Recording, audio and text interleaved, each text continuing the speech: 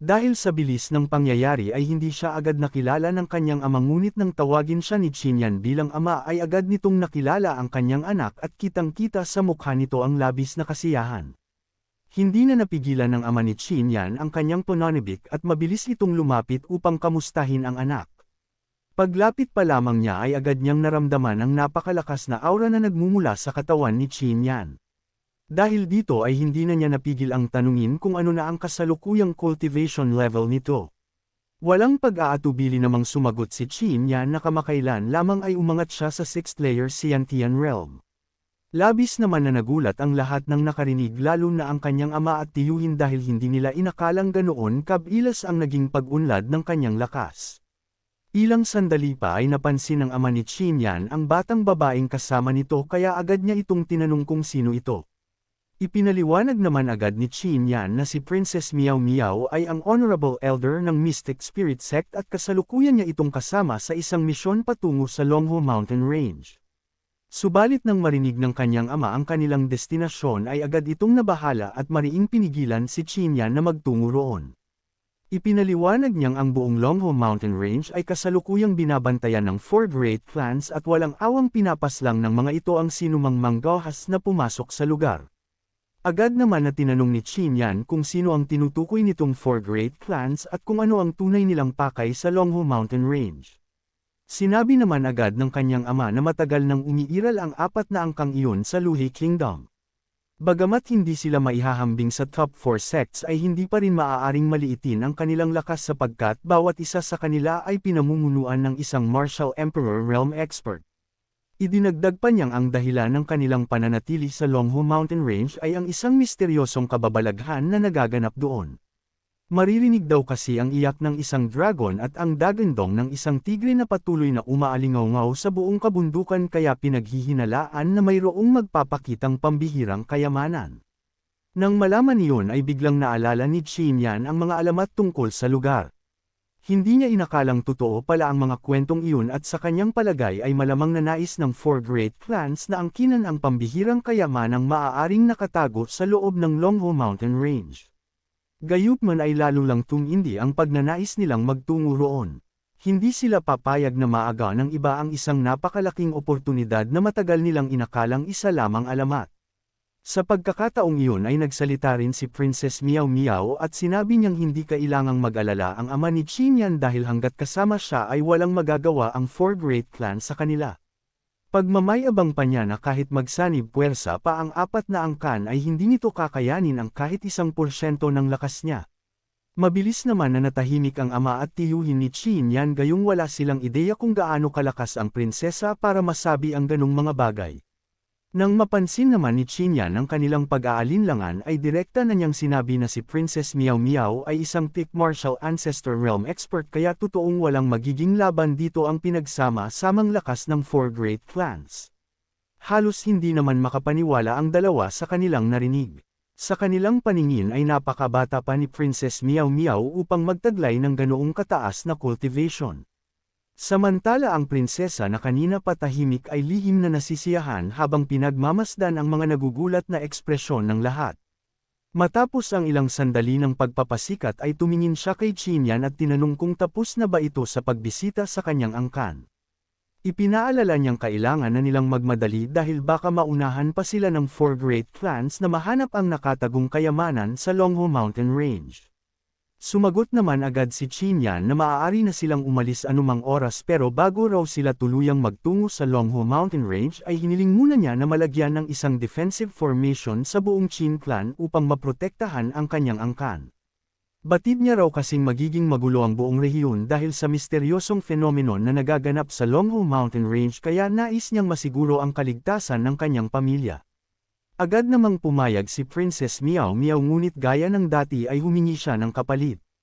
Sinabi niyang sa oras na makarating sila sa Longhu Mountain Range ay kailangan ding tuparin ni Qinyan ang ilan pa niyang misyon bukod sa una na nilang napagkasunduan bago sila umalis sa Mystic Spirit Sect. Napabuntong hininga na lamang si Qinyan dahil alam niyang mula pa sa simula ay hindi talaga nagbibigay ng pabor ang prinsesa ng walang hinihinging kapalit. Wala rin naman siyang ibang pagpipilian dahil ang gagawin nito ay malaking tulong para sa kanyang angkan at magbibigay sa kanya ng kapanatagan habang isinasagawa ang sarili niyang misyon. Matapos nilang magkasundo ay agad silang lumabas upang simulan ang pagbuo ng defensive formation. Hindi na nag-aksaya pa ng oras si Princess Meow Meow at kaagad na lumutang sa himpapawid habang bumibigkas ng mga sinaunang incantation. Unti-unti niyang inipon ang napakalaking enerhiya sa dulo ng kanyang daliri na magsisilbing pundasyon ng formation. Ilang sandali pa ay lumipad siya sa pinakatuktok ng Qin clan at doon isinagawa niya ang isang napakamakapangyarihang defensive formation na tinawag niyang Secret of Ancestor. Habang pinagmamasdan naman iyon ng ama ni Qin Yan ay hindi niya mapigil ang manggilabot. Ramdam niyang ang formation na ginagawa ng prinsesa ay may sapat na lakas upang paslangin ang isang peak martial emperor realm expert sa isang atake lamang. Lingid naman sa kanyang kaalaman na ang tunay na halaga ng formation ay hindi lamang nakasalalay sa pag-atake nito kundi maging sa kakayahan nitong salagin ang paglusob ng isang martial ancestor realm expert. Pagkatapos maitatag ang formation ay dahan-daang bumaba si Princess Meow Meow. Agad naman siyang pinasalamatan ni Qin Yan dahil napakalaking tulong nito sa kaligtasan ng kanyang angkan sakaling madamay ang mga ito sa kaguluhang dulot ng phenomenon. Pero dahil kanina pa naiinip ang prinsesa ay agad niyang tinanong si Qin Yan kung maaari na ba silang umalis. Tumanggaw naman agad si Qin Yan sabay nagpaalam kanyang ama habang sa kanyang likuran ay makikitang nanlilisik na ang mga mata ni Princess Meow Meow sa pagkainip. Sa sandali namang marinig ni Princess Meow Meow ang palem ng mag-ama sa isa't isa ay hindi na siya nakapagtiis pa. Hinablat niya si Qin Yan at halos kalad ka rin ito palayo habang sinasabing wala ng saysay ang kanilang usapan dahil magkikita rin naman silang muli pagkatapos ng misyon. Sa huli ay tuluyan nang umalis ang dalawa at habang pinagmamasdan ng ama ni Qin Yan ang papalayong anyo ng kanyang anak ay napabuntong hininga na lamang siya. Batid niyang mula sa sandaling iyon ay magkaiba na ang mundong kanilang ginagalawan. Si Qin Yan ay nagsimula ng lakbayin ang malawak at mapanganib na mundo ng martial arts kaya ang magagawa na lamang niya ay ang suportahan ito sa malayo. Hindi nagtagal ay narating din ni Qin Yan at Princess Meow Meow ang Longho Mountain Range at bumungad agad sa kanila ang napakaraming nagtataasang kabundukan na nababalot ng makapal na hamog. Pagdating pa lamang nila ay agad nang inilabas ni Princess Meow Meow ang dalawang lumang mapa at ibinato ang mga iyon kay Qin Yan. Nakasaad sa mga mapa ang lokasyon ng mga kayamanang kailangan nitong kunin para sa kanya. Kinuha ni Qin Yan ang dalawang mapa at agad na tinanong ang prinsesa kung saan naman ito pupunta. Pero hindi siya pinansin ni Princess Meow Meow at nagmamadaling lang itong umalis hanggang sa tuluyan itong naglaho sa kanyang paningin. Hindi na rin nagtaka si Qin Yan sa naging kilos ng prinsesa dahil alam niyang alam na nito ang lokasyon ng tunay na pambihirang kayamanan sa Longho Mountain Range kaya nais nitong maunahan ang lahat. Dahil dito ay naiwan siyang mag-isa sa gitna ng malawak na kagubatan pero sa halip na magmukmak ay agad niyang inilabas ang mga mapa na ibinigay ni Princess Meow Meow sabay sinimulang sundan ang lokasyong nakatala rito. Makalipas ang ilang sandali ng pagsunod ni Qin Yan sa direksyong itinuturo ng mapa ay narating na rin niya ang lokasyon ng unang kayamanan. Pagdating doon ay agad niyang ginamit ang kanyang Divine Eyes upang mabilis na matukoy ang hinahanap niya. Sa isang iglap ay lumitaw sa kanyang paningin ang isang kakaibang bato na naglalabas ng napakalakas na enerhiya habang nakabaon sa gitna ng namuong kalupaan. Kaagad niyang inilabas ang kanyang Seven Deadly Saber sabay binalutan ito ng aura at malakas na inatake ang lupang nasa kanyang harapan. At sa isang pagsabog ay lumitaw ang makapangyarihang Stone of the Abyss na isang pambihirang kayamanang may kakayahang pataasin ang kalidad ng isang sandata. Agad sanang kukunin ni Qin Yan ang Stone of the Abyss ngunit bago pa man niya ito mahawakan ay bigla itong nagbuga ng nakakasilaw na asul na liwanag bago mabilis na lumipad palayo. Labis siyang nagulat dahil tila ba may sarili itong kamalayan at sinisikap siyang takasan. Hindi niya inaasahang ang Stone of the Abyss na matatagpuan sa lugar na ito ay isa ng spiritual treasure na nagtataglay ng sariling kamalayan. Hindi na siya nag-aksaya ng oras at kaagad na ginamit ang kanyang mystical 8 steps upang habulin ang lumilipad na bato. Ilang sandali lamang ang lumipas ay matagumpay rin niya itong nahuli. Agad niya itong ipinasok sa kanyang storage ring upang hindi na ito muling makatakas at tuluyang natapos ang una niyang misyon. Habang paalis na sana si Qin Yan ay bigla niyang naramdaman ang isang napakalamig na presensya sa kanyang likuran. Agad siyang napalingon at bumungad sa kanyang harapan ang isang napakalaking nilalang na walang babalang sumugod sa kanya. Mabilis naman niya itong naiwasan at nang makita niya ang anyo ng nilalang ay napagtanto niyang isa pala itong ice-armored ancient insect na siyang guardian beast ng Stone of the Abyss. Hindi na nagpatumpik-tampot pa si Qin Yan at agad na inilabas ang kanyang sandata. Dahil isa lamang itong third layer Xiantian realm beast ay agad niya itong sinalakay. Isang malakas na atake ang tumama sa ulo ng halimaw ngunit labis siyang nagulat nang makitang wala man lamang itong tinamong pinsala. Nanatiling buo ang katawan nito na para bang walang nangyari.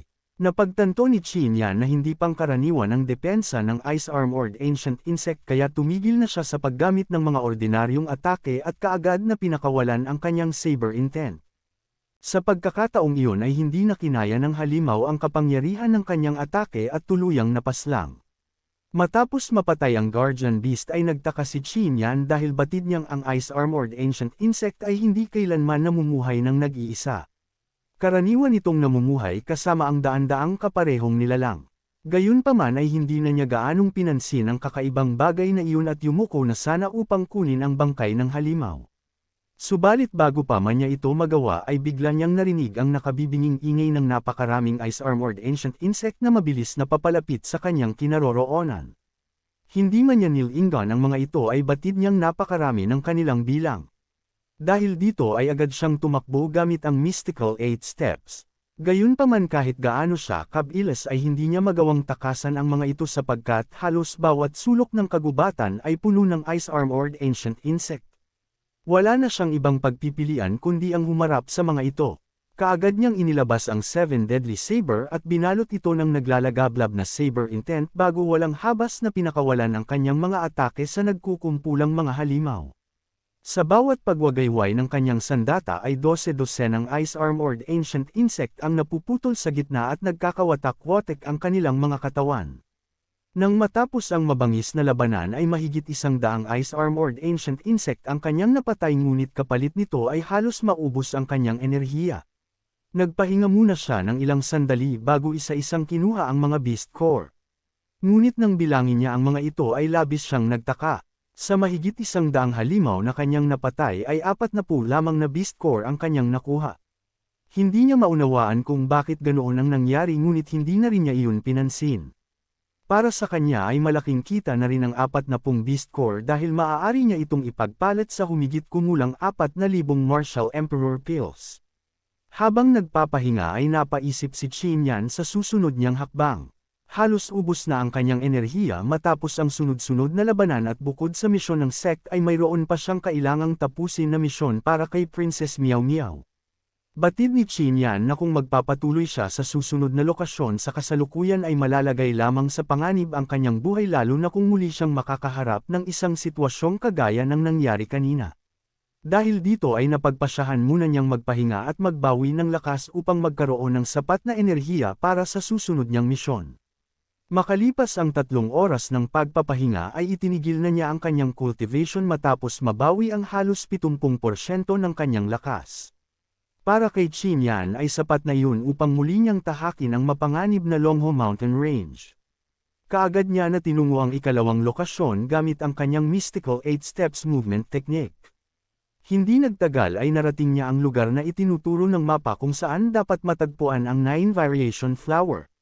Ngunit pagdating doon ay wala siyang maramdamang kakaibang presensya. Dahil dito ay napaisip siya kung may nauna na bang kumuha sa pambihirang halamang iyon.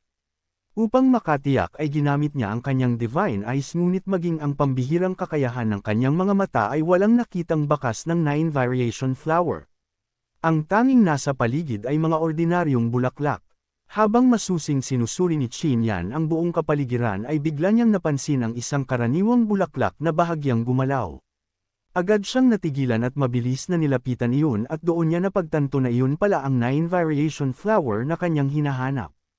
Kagaya ng Stone of the Abyss ang halamang ito ay isa ring pambihirang kayamanan na nagtataglay ng sariling kamalayan at may kakayahang magpalit ng anyo upang itago ang sarili. Masamang napangiti si Qin Yan nang mapansing tila balak na naman nitong tumakas. Wala na siyang inaksayang sandali at mabilis itong dinakma bago pa ito tuluyang makalayo. Ngunit sa mismong sandaling iyon ay may isang flying martial beast na umiikot sa himpapawid sa itaas niya. Ilang sandali pa ay tuluyan ng sumugod ang dambuhalang ibon habang inilalagay pa lamang niya ang 9 variation flower sa kanyang storage ring. Sa matalas niyang pandama ay agad niyang napansin ang paparating na panganib kaya mabilis niyang naiwasan ang biglaang pagsalakay. Ang umatake sa kanya ay isang black-feathered bird na isang advanced martial beast na nagtataglay ng lakas na katumbas ng 6th layer Scientian realm. Dahil naman sa biglaang pag-atake ay nabitawan ni Xinyan ang 9 variation flower na agad namang tumalon papunta sa makapal na damuhan habang naglalabas ng liwanag bilang paghahanda sa muling pagpapalit ng anyo. Nang makita niya iyon ay agad siyang nabahala sapagkat kapag tuluyan itong nakapagpalit ng anyo ay magiging napakahirap na naman itong hanapin. Mabilis niyang sinubukang habulin ang bulaklak ngunit muling sumugod mula sa kanyang likuran ng black-feathered bird kaya agad iniwasan na muna niya ang pag-atake bago inilabas ang kanyang 7 deadly saber na nababalutan ng makapangyarihang saber intent. Sa isang malakas na pag-atake ay napaurong niya ang black-feathered bird dahilan upang magkaroon siya ng pagkakataong habulin ang 9 variation flower. Hindi niya pinalampas ang pagkakataon at agad niya itong dinakma bago dahan-dahang ipinasok sa kanyang storage ring upang hindi na ito muling makatakas. Pagkatapos nito ay sinadya niyang ilabas ang presensya ng 9 variation flower upang muling maakit ang black-feathered bird. Gumana nga ang kanyang plano at mabilis na bumalik ang halimaw pero sa pagkakataong iyon ay hindi na nagtipid si Xinyan sa kanyang lakas at sunod-sunod na pinakawalan ang kanyang mabibigat na atake hanggang sa halos mapaslang na niya ang guardian beast. Subalit bago niya maibigay ang huling dagok ay bigla na lamang may sunod-sunod na mga palaso na lumipad patungo sa direksyon ng black-feathered bird. Dahil dito ay napilitan siyang umatras at itigil ang kanyang pag-atake habang sinamantala naman ng black-feathered bird ang pagkakataon upang makatakas. Labis na nainis si Xinyan sa nangyari dahil nasa kanyang mga kamay na sana ang beast core ng halimaw na isang kayamanang maaari niyang maipagpalit sa halagang 50,000 martial emperor pills. Maya-maya pa ay dumating sa likuran ni Xinyan ang grupo ng mga hanggal na umistorbo sa kanyang laban at ang malalapad doon ay walang pag-aalinlangan siya nitong inutusan na ibigay ang 9 variation flower na kanyang nakuha. At dahil hindi pa nawawala ang inis ni Xinyan sa nangyaring panggugulo ay dahan-dahan niyang nilapitan ang mga ito at malamig na tinanong kung ano ang balak nilang gawin kapag tumanggi siyang ibigay ang kayamanan. Hindi na sumagot ang pinuno ng grupo at sa halip ay kaagad siyang sinalakay. Ngunit bago pa man makadikit ang kanyang atake ay sinalubong siya ni Xinyan ng isang simpleng sampal. At sa lakas ng impact ay ilang ulit na tumilapon ang hangal sa malayo at halos mawalan ng ulirat. Napuno naman ng matinding takot ang mga kasamahan nito nang makita nilang ang pinakamalakas sa kanilang grupo ay pinabagsak lamang ni Xinyan gamit ang isang sampal. Upang mailabas ang natitirang inis ay inilabas ni Xinyan ang kanyang 7 deadly saber at dahan-dahang nilapitan ang hangal.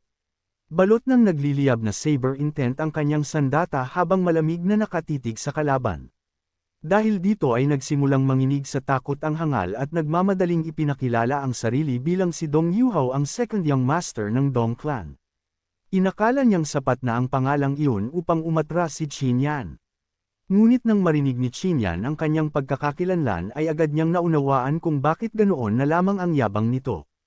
Isa pala itong miyembro ng Dong clan na isa sa 4 great clans ng Luohe Kingdom.